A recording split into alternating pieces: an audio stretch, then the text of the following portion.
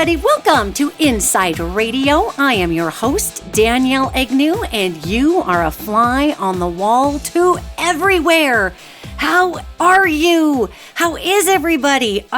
Spring has sprung in the Gallatin Valley where I live, and I'm so excited because if I was going to have to deal with one more 6 inches of snow week, I might have just cried. Just decayed into a bag of tears. So spring is here. Energies are moving, gang. Wow. It's interesting because the angelic realm has been so active during this time frame. And I've been hearing about the Great Purge. They're calling it the Great Purge, the Great Purge. And, I did this very interesting video that I tried to upload back on April 17th. And we've been having a lot of technical issues out here in the country. And so the internet has been acting up like crazy. So I wasn't able to upload this video. Yet in this video, I was talking about the Great Purge and how these angels have been talking about the time frame of the Great Purge. Well, since then, it's phenomenal. Since then, that tragic fire at Notre Dame in France took out the spire and the roof of the cathedral. And you talk about a great purge. Yeesh. There's been so much going on with the purging energy. So I found that really, really interesting. And obviously there was a reason that we didn't get the video posted before then. However, I'm always floored when I get these messages from these angels. So what is the Great Purge? Because they've been going on and on and on and on and on about it. And if you listen to angelic life, we have this phenomenal idea about angels, that they are these fluffy, puffy beings that just want to tell us how loved we are. And it's not that they don't love us, and it's not that I'm suggesting that anyone else who channels angelic love messages is not getting the whole picture or whatever. It's just not been my experience that that's their job. And maybe that's just the angels that deal with me. Okay, maybe people's angels, when they come forward, are dealing with me on people's strategies. So they're wanting to be a little more straightforward about our free will and our choices and what we can look forward to. So that could be maybe the way I'm wired. Maybe I'm pulling information in from a strategic viewpoint. Yet straight up, it's just not been my experience that these angels are standing around wanting to just shower us with love like crazy fan boys and girls. They've got jobs to do, and we're part of their job, and we're part of a counterbalance universally. So when I hear the angels talk about the Great Purge, they do tend to get on these, what we used to call back in the old days, these tape loops, where they just get going on something like a chant in heaven, if you really want to get super simplistic about it. And they get on and on and on about the Great Purge, the Great Purge. But every time they chant it through, there is another layer of information that's coming through with that. It's not just, okay, well, we're talking about this, Great Purge, so we're going to say the words the Great Purge 55 times, and you're going to get sick in your mouth about it. Every time they bring it forward, there is a new encoded, best way to put it to you, is a new encoded level of information in that particular pass-through. So I've been hearing this for a week now, because now it's the 18th. And actually, come to think of it, I guess we filmed that. Geez, it must have been the 15th. It was before tax day, the video. Now that I'm looking at a calendar, hello. So what's been fascinating is listening to what the Great Purge is. And so I wanted to talk to everybody about it, because every time one of these tape loops resets, well, I'm tongue-tied today, holy moly.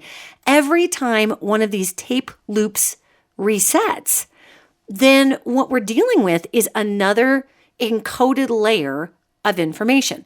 So I've been receiving lacquered layers of information. And if you can imagine like painting lacquer on a table, just lacquered layers.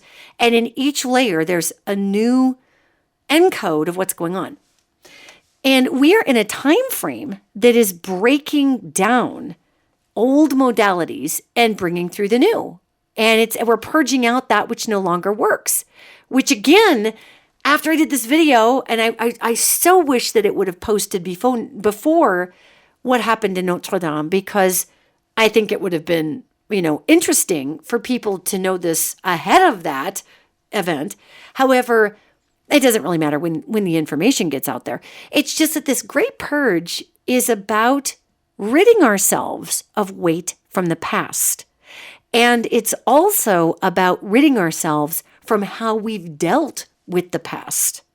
Now, that can kind of sound simplistic, except for the fact that when you really think about what it is about, that's a lot of heavy lifting, gang, right? I mean, think about this a minute. We're being asked to give away the weight that we were carrying and the way that we handled every obstacle in our life up to this point.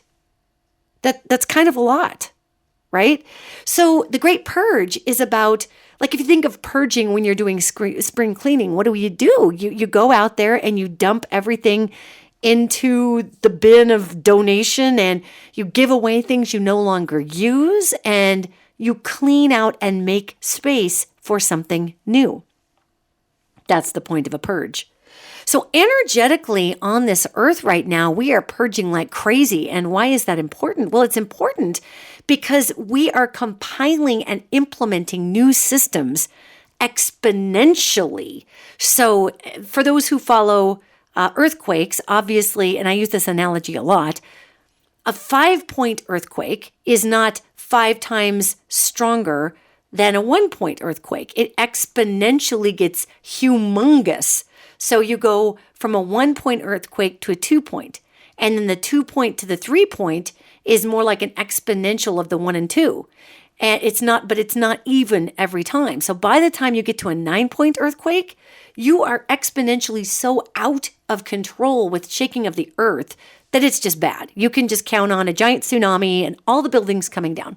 So when we talk about exponential layers of purging here, we are exponential layers of growth. We are growing exponentially. So we take a little leap here, then a massive chunker leap the next time, and then a pretty walloping leap the next time, and then a gigantor leap the next time.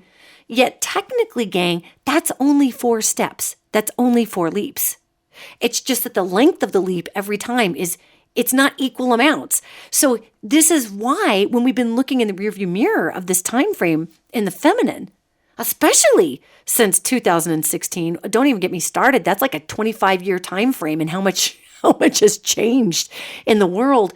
Yet let's look at just the last few months. We have jumped forward in changes in consciousness, even the last year, so much that this country in the United States, now obviously I can't speak for other countries, I'd love to, but I don't live there. So in the United States, our nation is completely different than it was a year ago, because now it's no longer okay to, victimize women and grab them by the hoochie. And it was never okay, but that's not okay sociologically. We're not looking the other way anymore. We're not looking the other way when somebody is inappropriately touching somebody, whether it's the president of the United States or Joe Biden or, Grandpa Bob. I mean, it doesn't matter. We're not looking the other way. And we are dealing with what we've got to deal with in our nation. So what I'm saying here is that you can look at this last year and the vast amount of changes sociologically that we have amassed in an exponential fashion. Technically speaking, we're only 4 hops forward. It's just that each hop has gotten ridiculously long, okay? So not to over-explain that point, yet I think it's really important that we understand the nature of the velocity of the spiritual physics in the time frame that we are currently in. Because if we don't, then as we're opening up our news feeds and Notre Dame is burning down and everything is weird and all of a sudden billions of dollars come out of nowhere to fix Notre Dame, yet we still have food and water problems all over the nation, all over the world, we are looking at those inequities side by side. Now listen, I'm not saying that people shouldn't donate to renovate a world landmark in human achievement in architecture and art. Okay, I'm not anti-fix Notre Dame. I'm not. I'm just simply saying that we are seeing people donating money to fix a cathedral, yet we don't see them donating money to clean up the oceans. We don't see them donating money to clean the planet up. But my God, we can get billions of dollars to come out of nowhere because we are all collectively attempting to support something that many people globally consider an icon for hope, art, and human potential. Now, I do understand there's a lot of people out there who are not the fan of the Catholic Church. There's people who are not a fan of organized religion, let alone the Catholic Church. I understand there are people who are definitely not a fan of how we've kind of rolled in this nation well, this is in France, but just let alone in America, about giving money to politics or to religion, yet we have such a massive, in the USA, massive classist division, okay? So I get that. Yet what we're talking about today is exponential growth, and what does that mean to the Great Purge? Well, one could argue, well, the Great Purge means we're going to burn down Notre Dame and we're going to go forward, and instead we're going to build a new system in lieu of where the old one came. Okay, but really, honestly, that is not how the energies of the fire in France hit me. I didn't feel like it was a burning down of the old so the new could replace it, because obviously the infrastructure of that cathedral is still there, and they're just going to pretty much replace, the spire and the roof, and some other stuff that kind of blew out. So the cathedral is still there, and it's tragic what happened to it. Yet for me, the sign, if you will, or the lesson was not, okay, God hates Catholics, or God's going to burn down the church, or the universe is turning, and that wasn't the sign. The sign to me was, what do you do when a symbol for so many, such as this cathedral, and that symbol being hope, for some it's faith, yet, no matter who you are, that cathedral is a feat of collective human achievement in architecture as well as massive art. So to me, it didn't represent the burning down of the old to be replaced with the new, or to make way for the new. Because honestly, if that were the case, all the windows would have been blown out, every single thing would have been lost, the art would have been lost. Universally, this was timed ridiculously well. If you're going to burn the whole roof and spire off of a globally known piece of architecture, then when this happened, the cathedral was under renovations. So they had a lot of the really fancy artwork already out of there. There was a lot of valuable and invaluable, you can't even put a price tag, priceless pieces of art. The crown of thorns that Christ wore, parts of those crown of thorns, what people believed to be the historic crown of thorns that the historical character Jesus wore at the crucifixion, was in the cathedral, but it all got taken out. So, because again, they were doing renovation. So if really, truly, universally, this was about burning down the old, then all of that would have gone up too. What I took it as is part of this Great Purge. And we are purging our ideas and of how we come together collectively as a collective consciousness. So think about this. You burn the roof off, you burn the spire off, and there is damage, obviously, to some beautiful things in Notre Dame. Yet, that being said, it's still standing. Yeah. Okay, it's still there.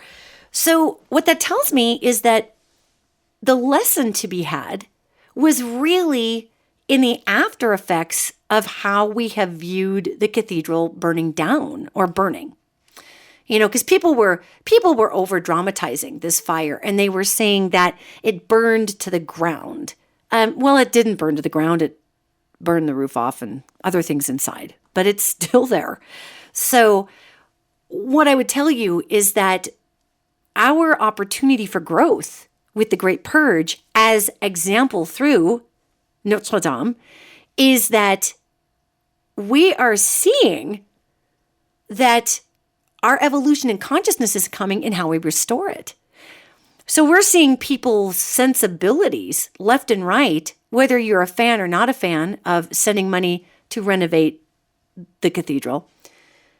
We're seeing an outrage in consciousness where people are, I mean, what was it? Like 300, 600, something ridiculous, $1 billion was raised. Billions of dollars were raised. I don't know the exact total. I'm losing count because all these different news organizations are just reporting random numbers. And apparently we don't cross-check our news anymore. We just run to the internet as fast as we can and put it up there so we can get the first click on our headline so we can make money off our algorithms.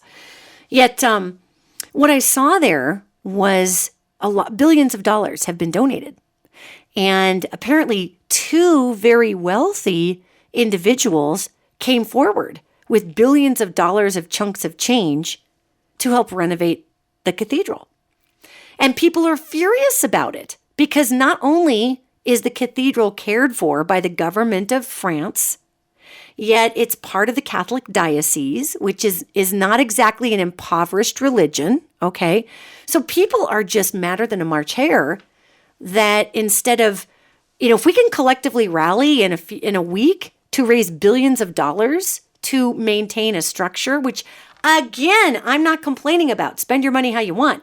Yet the issue here is that we are seeing the hypocrisy of the haves and the have-nots, not in how people spend their money, yet in how we interpret the spending. So to me, this cathedral burning was about, it took the roof off. It removed, if you think about removing a roof, what does it do? The sky is the limit. The sky is the limit. So the roof comes off, and obviously there's extensive damage. I'm not trying to make light of what happened to that cathedral. It was sickening to watch that burn. It was just awful. For me, I was just like, Notre Dame was on my bucket list. I wanted to go hear the choirs singing it, and my parents just got back from France not a month ago, and they heard chanting monks in that cathedral, and they were just so enchanted by it. Apparently it was incredibly spiritual and magical because you have, since the 1100s or 1300s, it's burned before and they've built it back up again. So it's not the first time that it's happened.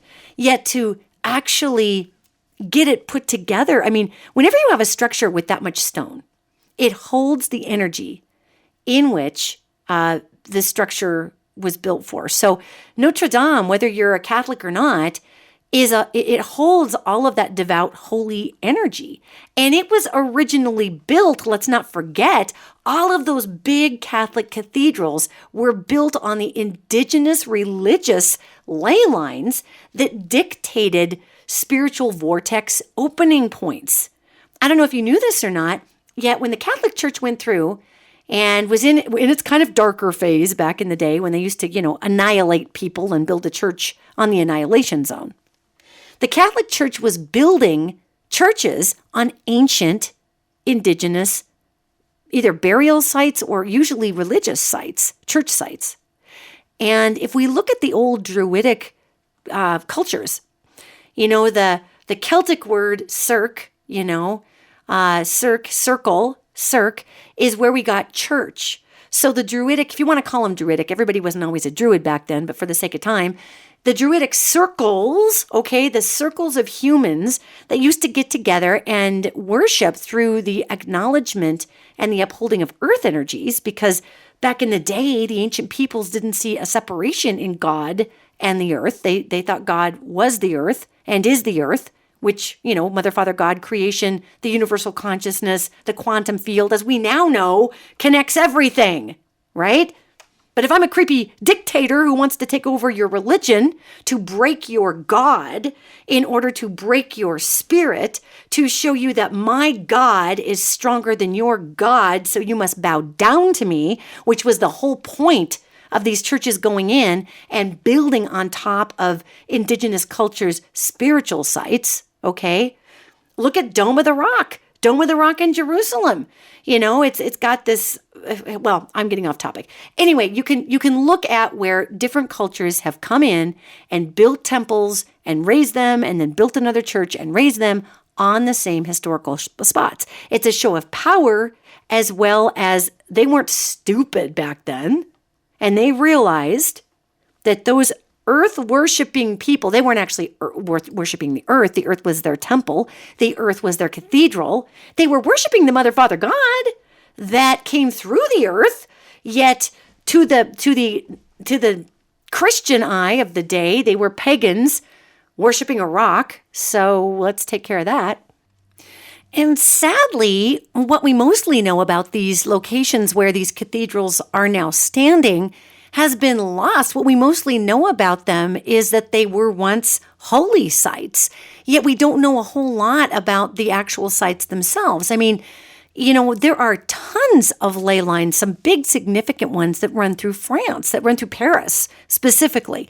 And Paris has built the Arc de Triomphe on one and the obelisk on another. The Louvre has ley lines that split off and are directed by architecture on the Louvre. Now, one could argue that all sounds like the plot from a Nicolas Cage movie, yet the fact is, holy sites have been constructed upon ley lines for thousands and thousands, multiple thousands of years.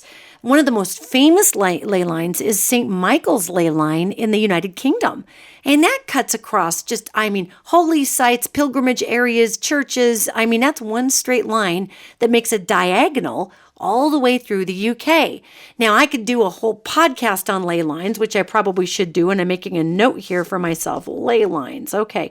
Yet for the topic today being, what is the Great Purge?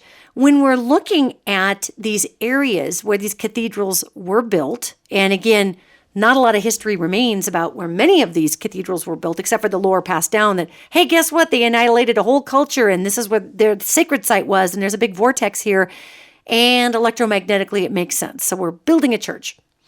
When we look at the Great Purge, we're talking about going back to the original world. These angels talk about the new realm or a new world, which actually translates, if you're speaking the language the angels are speaking, what that really means is the original world before we built all this weirdness on top of it, before we built consumerism and became so tribalized with our religions.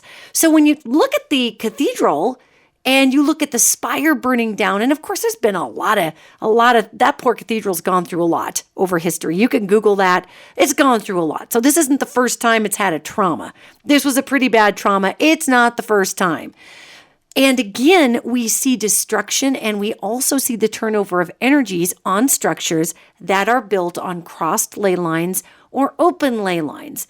Now, though it's difficult to find a ley line map that actually puts Paris as a focal point on a main vein ley line. And for those who don't know what ley lines are, they are the electromagnetic vein structure of the earth. They are how the earth energy is transported from one spot to the next. So they just push the earth pushes that electromagnetic energy from point A to point B through ley lines, just like our veins, have blood rushing through them. So one of the things that I think is super fascinating here is that as we focus on the Great Purge, we are looking at purging old systems, old modalities, old belief systems that no longer are in alignment with our time frame. And for this particular example, raising the roof, taking the roof off, the sky's the limit. We're going to open up religion. We're going to open up spirit to great connection to all things. We're going to take the roof off. We're going to take the lid off. We're not going to contain it.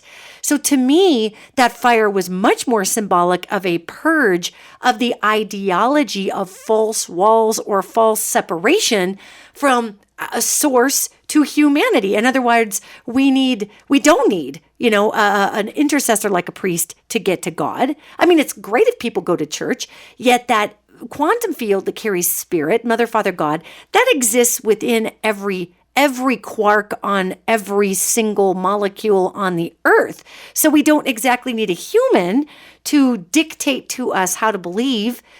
Some people do, and that's fine. Yet I'm simply speaking from the aspect of spiritual physics. Spiritual physics dictate that we don't need a human middleman to actually allow spirit to flow into us. If you want to choose that way to access spirit, that's great. So when we talk about the Great Purge, we're blowing the roof off, we're blowing the walls down of the perception of the separation from miracle and reality. We're blowing the roof off of limitation between how amazing can human beings make ourselves.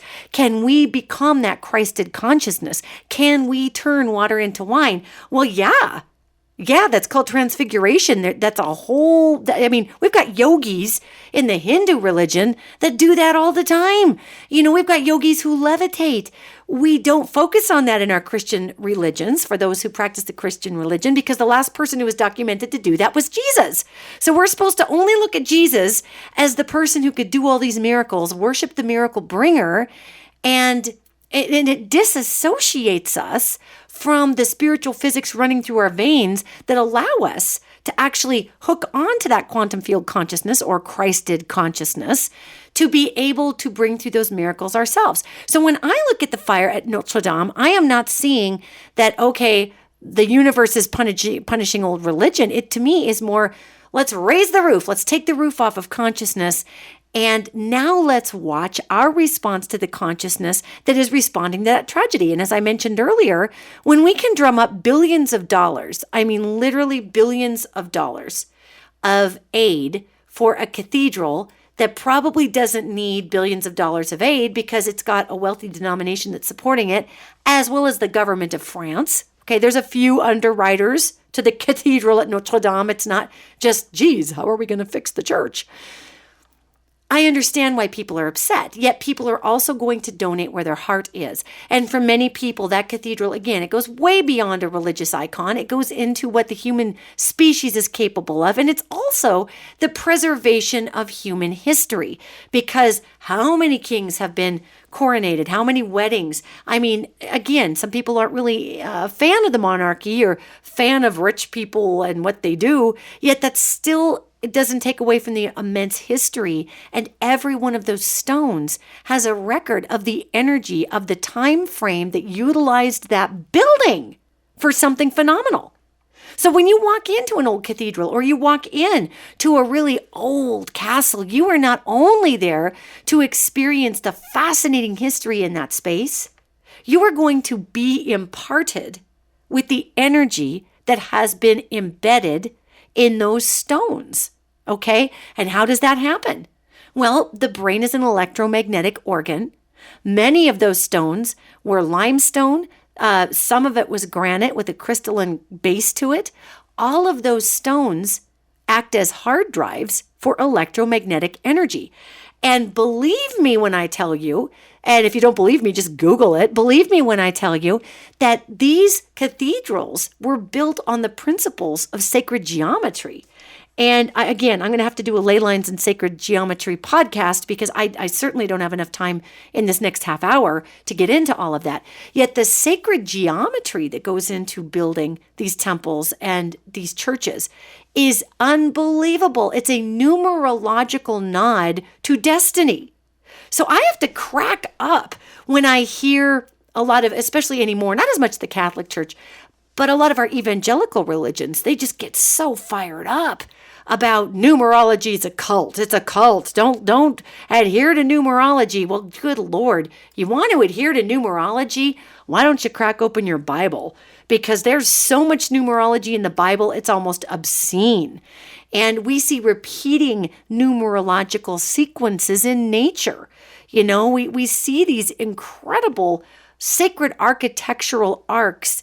And, you know, one of my favorites is the golden ratio or the sacred spiral, like a conch shell, you know, and that's a really big Leonardo da Vinci thing. So, I mean, I could go on and on. Again, I don't want to make this all about sacred geometry today. However, when we look at these cathedrals, they were built on ley lines. They were built on sacred sites, cirques or churches, or built on the circles. And a circle is a sacred geometry metric.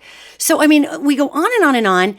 And we can look to our churches, our cathedrals, our ancient cathedrals mostly, not as much our modern churches, but the ancient cathedrals where they built upon very holy spaces in the geomagnetic fabric of the earth. These ancient places carry massive portals of transformational energy. And that's why churches, especially the Catholic Church at the time, spent, I mean, you can't even put a price tag on how much money it cost to build those massive cathedrals.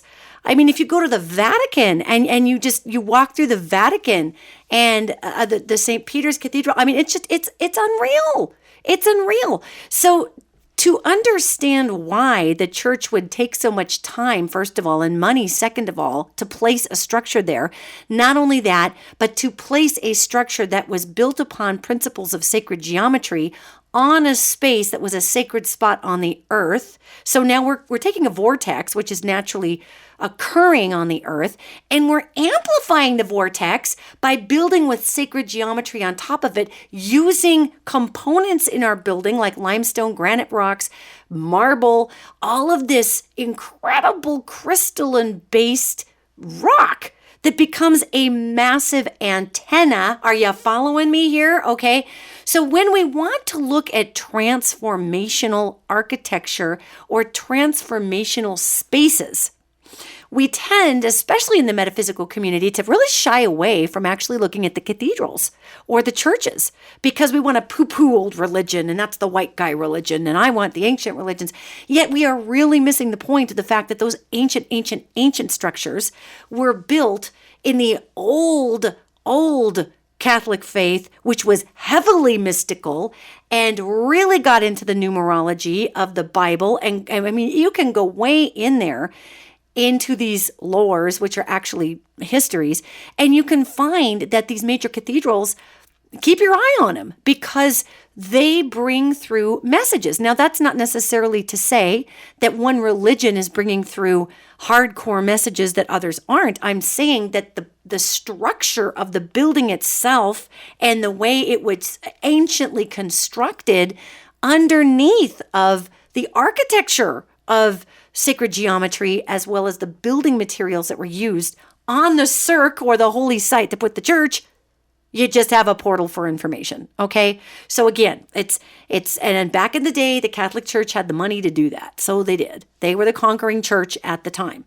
So what I think is so interesting when we talk about the Great Purge is to look at Notre Dame, and even though it's not on a very massive ley line itself, and even though Paris has lots of more minor ley lines within it, that energy of watching the roof come off of it and watching us all get a little outraged because, well, not all, I wasn't that outraged by people donating billions of dollars. I expected people to, because that's what we do as people. We rally when there's something that we care about. And this was a man-made structure, so we felt like human beings had to fix it, as opposed to the oceans, which is a non-man-made structure, so we can ruin it, but obviously God's going to fix it, right? I don't know. I don't know where our head is with maintaining our planet. We need some, seriously, we need consciousness exercises, which is what, in my opinion, the Great Purge is about. So I've been listening to these angels talk about the Great Purge in these detailed swaths, every lacquered layer containing more and more information about what we can expect for this time frame. So what we are seeing is the removal of the perception of limitation when we're dealing with our own consciousness. Okay, that's what this Great Purge is all about. It's not about getting rid of the Catholic Church. It's not about getting rid of old religion. It's about removing the barriers that would keep us from accessing our highest good and our highest psychic or spiritual knowledge base. And I think that's great because we no longer need the teaching tool as humans. We don't need the teaching tool of the person who has all the answers. I mean, it's wonderful if somebody has answers for us. I know I have lots of intelligent friends, and I go to those people for insights, and I listen to other people's lens and viewpoint because that allows me to draw a larger conclusion, okay? It's called being a learner. I prefer not to be ignorant. That doesn't make me feel comfortable. Maybe I'm a little bit of a control freak. I don't know. I think I was just raised by school teachers, quite frankly.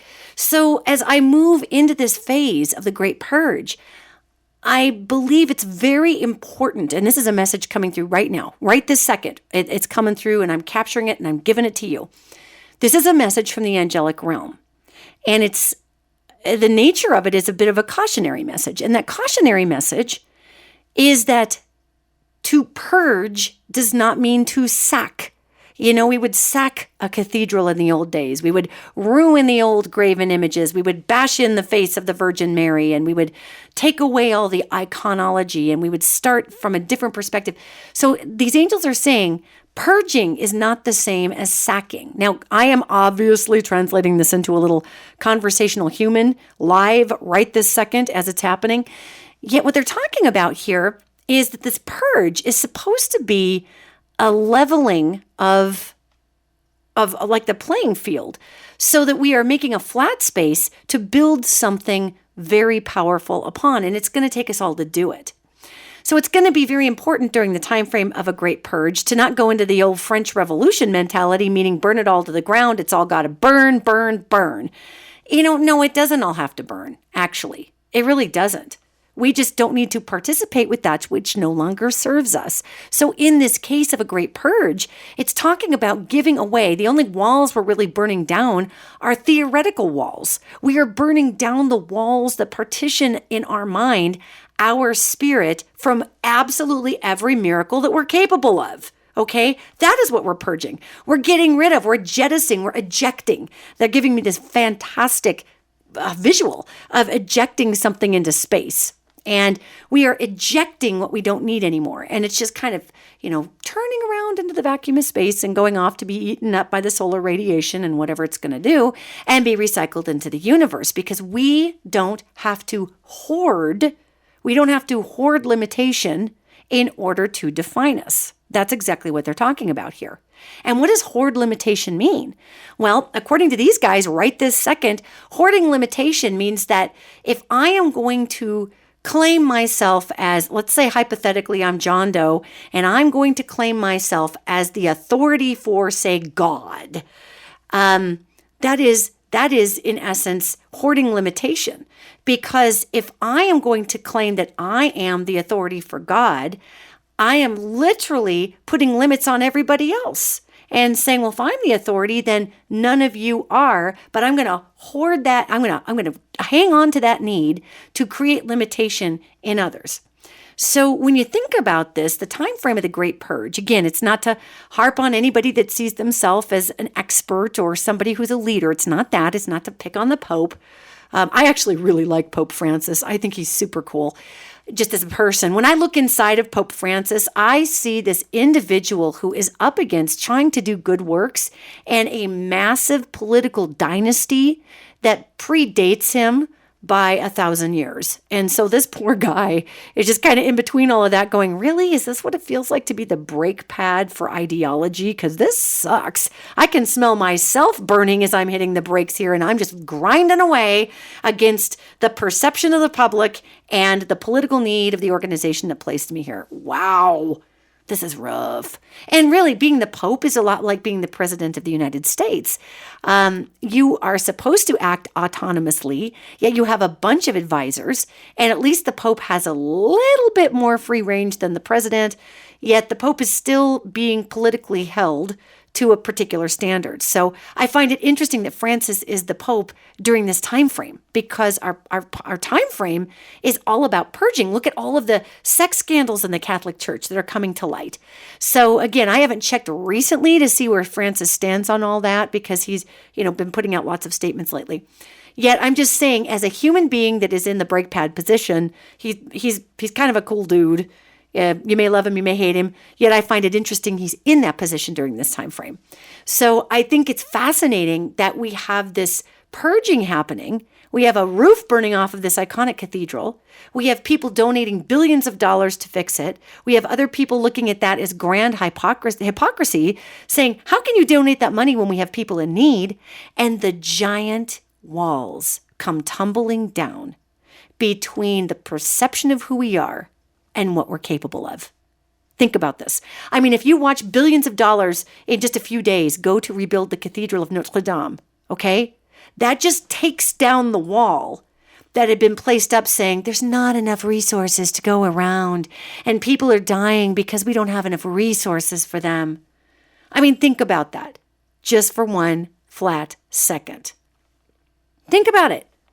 So we're seeing through action the possibilities. There's, of course, enough resources to fix this whole planet. A few people have most of those resources, and I'm not going to be one of those people who say, people who are wealthy and have accrued wealth, that it's their obligation to give it all away. I don't think that. I do think we could be more balanced and how we run a world economy. Yet the minute we start doing that, we do away with the have and the have-nots. And the minute we do away with the have and the have-nots, we do away with those who are addicted to hoarding that power. Okay? So when we talk about a great purge, we're not talking about sacking and razing to the ground. We're not talking about burning it down so it can be replaced with another agenda. Because replacing one agenda with another does not evolve, gang. It's just more of the same. This is what we see in our American government. We see us trying to replace one oligarch with another oligarch. And actually, Barack Obama was not an oligarch. Barack Obama was an organizer from Chicago. So that kind of broke that cycle. And boy, did it make the oligarchy angry for 8 years. And now we've got another oligarch in. So it's fascinating to me how, when we look at the structures of energy during this feminine time frame, how it's all about teaching us about ourselves. So this great purge is going to continue, according to the angels. They're telling me this right now. It's going to continue until we can see what we are capable of as a collective species when we pool our highest design and our highest resources. And there are those folks out there who don't believe that giving money to poor people is going to help them. They don't believe that giving money to clean up the oceans is going to fix anything. There are people out there who are in the know in certain ways, that they look at the trajectory that our planet is on and they recognize, well, my God, the planet's going to clean off a third of its population anyway, with the way that it's going with our weather and our climate crisis, the upcoming water crisis that I've been harping about since 2016. I know y'all are so sick of hearing about it. Yet this is going to be a thing. Food, it's going to be a thing. So if I'm somebody sitting in let's just make a really grievous stereotype here. We're going to, for the sake of our discussion. So I am going to be that person that we all like to create in our minds as the evil rich person sitting in my ivory tower with an escape pod to Mars ready to go at any time. And I have $500 billion in the bank and I could care less about the earth because I'm just mining the earth and I've got my oil shares and, earth be damned because my kids are going to live in a space pod in space and they're going to be off doing their thing. Okay, the reason I drew that caricature is because really there's about 2 of those people in the whole planet. 2 of them. And I'm really not actually exaggerating. There are 2 people who think that way in the earth, okay? And those 2 people may or may not even get into an escape pod and go to Mars to save their kids. The rest of the people on the planet are trying to recover from a broken system of illusion and trying to figure out, how can I feel safe giving some of my money away, keeping some of my money, helping the planet, but also inspiring others to get up and be empowered to help the planet. Let's not forget, gang, that again, I'm only speaking from an American perspective here because that's where I live and I don't want to speak out of turn. Yet in America, we have made money disempowering people spiritually, intellectually, emotionally, and psychologically. We have made a ton of money off of creating classes in America, keeping people desperate to own a $400 pair of tennis shoes just to show their neighbors that they're wealthy when they're not. I mean, we have disempowered people on such a level in this country that we saw it reflected in the 2016 election when a massive billionaire oligarch gets in there and everybody many people, not everybody obviously, attach their hopes to that person that that individual was going to lift them out of the trenches. I mean, we see the disempowerment in who we are as a culture. And through that disempowerment, we then are able to sit back and say, oh my God, well, this is how change doesn't come about. It's not because of the 2 people on this planet. And quite frankly, you do not know who these 2 people are. These people are not famous figures. They're not Bill Gates. These are people who are smart enough, who hide behind the world banking organizations. These are ancient families that have been protecting secrets forever. These are people whose money is so entrenched all over the world that these 2 people that I'm discussing, they are not public figures. They are people who have the strings of all of the public figures that we look at. Those 2 people are not going to ruin the earth. Because even though they are interfaced with absolutely everything, if you want to call it an Illuminati or the Cabal or whatever you want to call it, they're only two people. So this is why I do this podcast, is to remind all of us that we as the collective species, as the human race, we are the most powerful as a collective when focused in areas of love. We can also deeply focus in area of destruction. I mean, look at what happened in World War II and crazy old Hitler, and he started a great big movement and everybody got on board and the whole world had a war. Okay. That was one person who started it. Yet he also drug in a lot of like-minded people and drug them into his delusion. And that delusion didn't last forever, did it? It was disgusting. It was horrific. Millions of Jewish people were put to death, as well as gay people, Catholic people. Anybody who disobeyed with the Reich was put to death in those camps. Yet what we see there is that the collective bounced back, the collective species of Earth, and said, that is not okay. That is disgusting. You cannot do that. You cannot take people over like that. And the collective kicked out the negativity.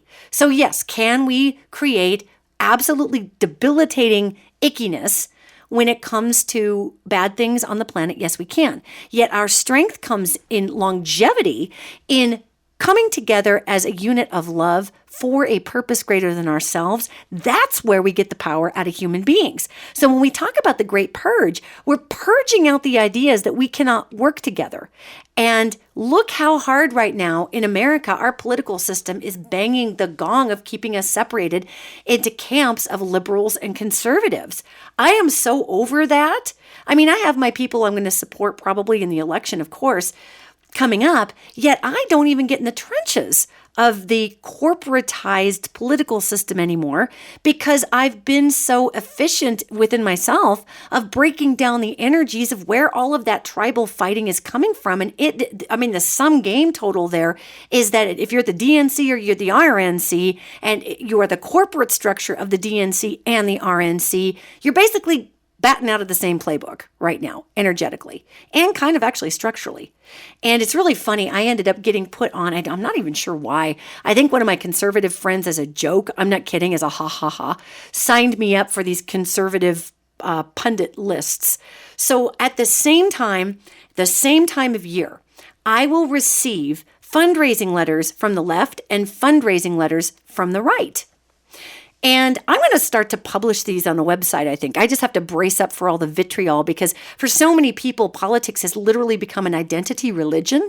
And so if you point out that there's hypocrisy anywhere, you've got people, it's like calling Jesus hypocritical. I mean, you've got people just flaming out of the woodwork, ready to put your head on a stake. And guess what? That is called effective tribalist marketing. And it works if I need to get money from people. It's just so broken. Okay. So our Great Purge is saying, let's do away with anything that would cause you to put somebody's head on a stick over principle. Because when I looked at these fundraising letters, I cracked up. I read them to my wife, and one, it's very funny because they have different voices. Because if you don't think that the DNC and the RNC both don't do exhaustive amounts of market research to see how their crowds want to hear a message, if you don't believe that's true, well, goodness sakes, God bless you, is all I got to say. God bless your marshmallow roasting heart, is what I would tell you there. Because each one of these letters had a different voice. And the conservative one was very respectful, and it was much shorter than the liberal one. And it was very to the point. Fellow conservative, we know that your heart is in protecting American ideals. I could just hear a narrator with this thing. I thought, oh my God, how many focus groups did this thing go through? But it got down to the point where it starts pitching why they need money. So in this one, it was talking about crazy Nancy Pelosi and the socialist agenda, Bernie Sanders ruining the fabric of our nation by polluting the minds of students at universities. I mean, it just had demon, and all the horrible things they had done. But the conservative letter, quite frankly, kept it a lot shorter. They had their 1 or 2 or 3 slam sentences, 3 at the max, and they were moving on. Usually it was one big slam sentence, okay? And then they ask you for money at the end. To establish, America, your patriotic ideals. Thank you for taking the time to be part of our patriotic solution. God bless. The RNC, right? Okay. So then you go over to the liberal letter, which is way more wordy. It is way more emotional because that's typically how the empaths in the left hear, okay? So it's just like, terrible news. We're behind and the Koch brothers are ripping us apart. And then they get into this, we're here to tell you that we need your help. We're drowning and we're going to die unless you get out there and give us money today. But then they've got their same exact paragraph. You guys, I'm not even kidding. I need to post these side by side. It's so funny. Only it's President Trump and his sociopathic stuff that he's going after. And it's a whole paragraph on Trump, right? Then they go down and Mitch McConnell has gone forward and, raped the system from its money. We as liberals, we love our adjectives. We just get going and going and going. So each one of our guys gets pretty much a paragraph. And then we get to the end and we pitch out one more time how we're going to be in dire death if you don't give us money and send us money. Yet the part that I think is interesting is they both, even though the language is different and the emotional approach is different because the market research reflects two different demographics there, the letters are identical in demonizing people in the government, going to the people who are listening in the letter, and imploring their sense of duty in whatever their market research has dictated would be the best way to do so. And then it's, boom, give us money. And I remember receiving these letters going, oh my God, this system serves only itself. Now, I'm not saying there's not great people in the system, and you know that I'm always going to say that because it's true. There are really, really good people, gang, really, truly good people on both sides of the aisle that are there because they believe in what they can bring to the administration and government, okay? I am talking about the corporate system that holds it all together. During the time frame of the Great Purge, you think you watched Notre Dame's ceiling catch on fire? You think you watched that spire come down? Wait until you watch American government and politics in the next couple of years. Wait until you watch. We might not have the roof of the Capitol catch on fire because it's, made of stone. However, we are going to watch the symbolic roof catch on fire. And when the spire in the cathedral in France caught on fire, that really wrecked me because that spire was specifically designed through sacred geometry to conduct energy and connect the heavens to the earth. And from a perspective of someone who feels energies, from a perspective of a person who greatly appreciates sacred geometry. And I am in awe of the Catholic cathedrals and what they were able to create in terms of making a giant portal on the earth over the top of sacred ancient sites, utilizing mathematics and numerology and sacred geometry and building materials. I mean, I am in awe of them as I am in awe of the pyramids. And somebody could come back and say, well, I can't believe you're in awe of the pyramids because you know how many millions of people died in slavery building those? I mean, that would be our modern take on it, right? So I get why people aren't a fan of the Catholic cathedrals because of the money and the this and the that and blah, blah, blah. Yet I'm talking just about me. And I have my lens, and that's how I view this. So when I'm looking at that gorgeous spire just collapsing in on itself, all of a sudden I received this message. And the message I received was, you don't need a giant building perfectly engineered through sacred geometry, ley line placement, electromagnetic energy, building materials, and numerology to pull, if you will, God or the universe or all miracle down to meet you at the ground, or to direct those prayers up to heaven. You don't need a radar dish. You know why? Because you are the radar dish. You are the spiral. You are the divine geometry. You are the divine numerology. You are built of classic materials that conduct electromagnetic energy, which is true. If you think about human beings, we're salt water. And what conducts electromagnetic energy and electricity better than almost anything on the earth is salt water. And we are walking bags of salt water. You know what else conducts a lot of electricity and a lot of electromagnetic energy is the porous calcium. Good heavens, our skeletal structure is a giant lightning rod. I mean, Bone, when it is soaked with liquid, conducts a lot. It resonates more so than conductive. I misspoke on that. More so than conductive, what the bone does is become a giant resonator of that which is coming through the body. So technically speaking, it is not as much conductive as resonating, yet it works with the conductive aptitude in order to, well, act like a tower, okay? So this was the message that came to me as I watched the cathedral of Notre Dame burn, as I watched that spire, which had just made me sick. It was in such flames, and the heat of the flames and the ferocity of the flames that just incinerated that roof. To me, that was the ferocity at which this time frame was purging anything that stands in the way from our highest and truest connection to that which is the quantum field / Mother, Father, God / ultimate manifestation / ultimate ability to connect with one another. That's what it said to me. And here are these angels with their lacquer painting on. This is the time frame of the Great Purge. So, when you watch the news and you see people donating billions of dollars, think about what is possible if we decide that we each are as powerful a spire as the one that burned. What if we actually got on board with the fact that we could conduct as much sacred holy energy as the spire did? And what if we actually began to do that in our communities and our families and our lives? And it's not to say that I don't think the cathedral should be built. I do. I hope they fix it. It's beautiful. I want to go back there and hear monks chant. I want to hear choirs.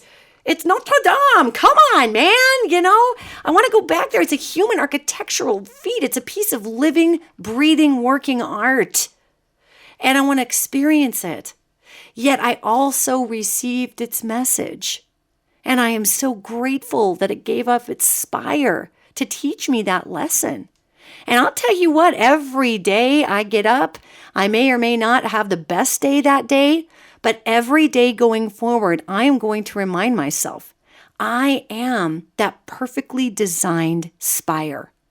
I am this lightning rod for possibility that I can wrap my brain around, and I will hold space for possibility that I can't even conceive, because I am not the great authority. I am the lightning rod, and I am okay to be the lightning rod and to hold that space. And I am okay to work on any divine project that comes through, and I am okay to inspire the lightning rod capabilities in every single one of my fellow humans. Because I do not fear being outshined. I do not fear being outdone. I do not fear being seen as not the most edgy person or the greatest angel channel or the best psychic. I don't have those fears because I do not engage the shame of the old world. And of course, we all like to be appreciated, everybody. I love it when you all send me puffy emails and you appreciate this podcast. And that makes me feel so good. You have no idea how good that makes me feel. It literally just lights me up from the inside out when I receive beautiful, heartfelt messages from people who truly appreciate the messages I put forward. As a human, my little inner 5-year-old does a cartwheel. It just feels so good, and I am so appreciative of that. Yet I don't fear the potential loss of that, so I better keep creating cool stuff, I do this because it's how I'm designed. It is my lightning rod. And I want to encourage every single person listening today, whether you're listening the day of the podcast when we post it up on Patreon, or you are listening later on, 10 years from now, on the internet somewhere, who knows? You are meant to hear this message about you being the lightning rod for humanity with your gifts and talents exactly when you are meant to hear it. So you go forward with this knowledge and understand that we, in the time frame of the Great Purge, are not here to purge others who don't believe in our belief system. We are not here to purge other religions that do not worship our God. We are not here to purge political parties that don't see the way that we see. We are here to purge the limitation consciousness within the self and the fear within the self that would cause that illusion that there is something standing between us and our highest, most holy greatness. That's what this time frame is all about. So think about that. When you watch those clips of the cathedral of Notre Dame burning. And just before I let you all go here today, I want to make sure that you all know about my brand new live radio show with my wife, Rebecca Douglas, and it's called Tequila and Tourmaline. And you can actually go onto Facebook and find our Tequila and Tourmaline Facebook page. We are simulcasting the radio show online, live. We have a live 1-800 call-in number that you guys can call in live and ask us questions. I mean, how flipping cool is that? So you can watch us online in real time. You can call us up in real time and ask us questions. Again, just go on to Tequila and Tourmaline on the Facebook page, and it's a mind, body, spirit show. And we talk all about mind, body, spirit, and wellness. Last week it was why, what is your why? What's blocking you? How can we help you unblock? Callers have been terrific. So call in with your questions, gang. And you can go back and listen to the shows on the Facebook page. It has those, Facebook Live videos. You'll see Rebecca and myself looking like dorks wearing our, headphones here at the studio, just doing what we do. And we will be getting those archives of that live show up in a podcast format. But I want to let you guys know it's a live show. It's so cool. So gang, call us up. And, gals, call in with your questions. Fellas, call in with your questions. Folks, call in with your questions. Because it's so much fun to engage with you in a live format. Not that I don't love doing this podcast. I absolutely do. Because I'm literally engaging in the future with a lot of questions coming up. I'm engaging with angels. So I'm doing a lot as I'm sitting here talking. Yet I want to let you guys know, Tequila and Tourmaline on Facebook. And we chose that name for the show because I'm Tequila and she's Tourmaline. And those are just two different modalities, of course, for dealing with anxiety and your spiritual gifts. Not to say I'm drowning in tequila anymore. That would have been my 20s. Thank you very much. By God. All right, gang, go forward. Check out Tequila and Tourmaline on the Facebook page. Listen to us. We are Monday nights. Tequila and Tourmaline is Monday nights, 7 p.m. Mountain Time. That's 9 p.m. Eastern, 6 p.m. Pacific. Check us out. Call in. And remember, you are the spiral that connects heaven and earth, capable of conducting all magnificence. And I will see you next week.